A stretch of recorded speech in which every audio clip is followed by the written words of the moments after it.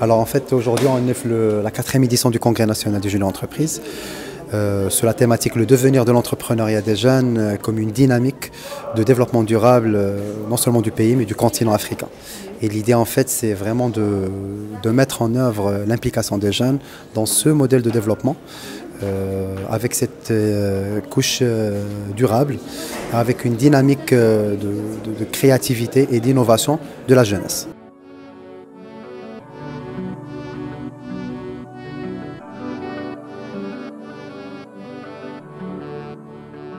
L'accompagnement des jeunes du point de vue entrepreneurial et du point de vue expertise pour assurer leur montée en compétences, pour leur faciliter par la suite un accès optimal par rapport au marché du travail.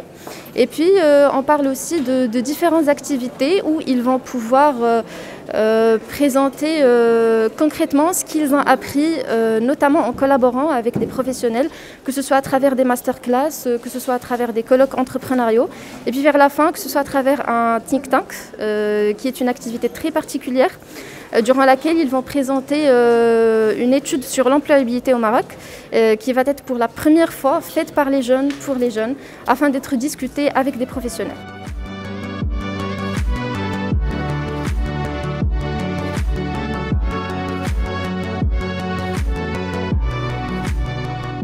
Écoutez, sincèrement, quand on parle de l'entrepreneuriat, il ne faut pas le dissocier de ce qu'on appelle un climat d'affaires, c'est-à-dire qu'il y a un environnement sur lequel il faut agir pour qu'il puisse bénéficier à l'ensemble du tissu entrepreneurial marocain. Et le jeune entrepreneur fait partie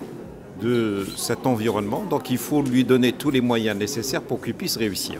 À travers ce qu'on appelle des savoirs et des connaissances qui peuvent venir de la formation, parce qu'il faut un processus de formation qui soit continu pour accompagner ces jeunes entrepreneurs, dans le sens où nous vivons une mondialisation qui est très accélérée, nous vivons des défis qui sont très forts, qui sont très difficiles à relever. Donc vous avez parlé de crise pandémique, certainement qui a freiné l'essor de l'économie au niveau international. Mais ceci dit, il faut nuancer, c'est-à-dire que s'il y a complexité, il y a aussi la possibilité de ces jeunes de prendre des initiatives très fortes, surtout dans un contexte caractérisé par ce qu'on appelle l'exigence d'agilité, c'est-à-dire qu'il faut être agile pour pouvoir accompagner le monde. Il faut faire preuve d'innovation, parce qu'au fait, c'est la capacité aussi de se régénérer et d'aller vers des nouveaux marchés, d'aller vers des nouvelles opportunités. Donc, on a parlé aujourd'hui dans cette rencontre de ce qu'on appelle l'économie moderne, l'économie écologique, l'économie responsable, l'économie de ce qu'on appelle la responsabilité sociale de l'entreprise, c'est-à-dire comment trouver des nouveaux métiers. On a parlé d'autres problématiques comme la numérisation, comme les nouveaux métiers par exemple de l'intelligence artificielle. Donc il y a en même temps certainement des complications, mais il y a aussi des gisements.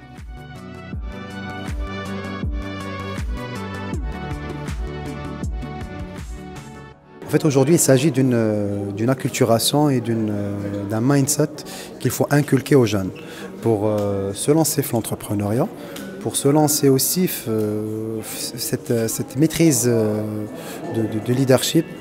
et de cette prise d'initiative pour créer leur propre entreprise, pour avoir une meilleure insertion professionnelle. En fait, la crise Covid a influencé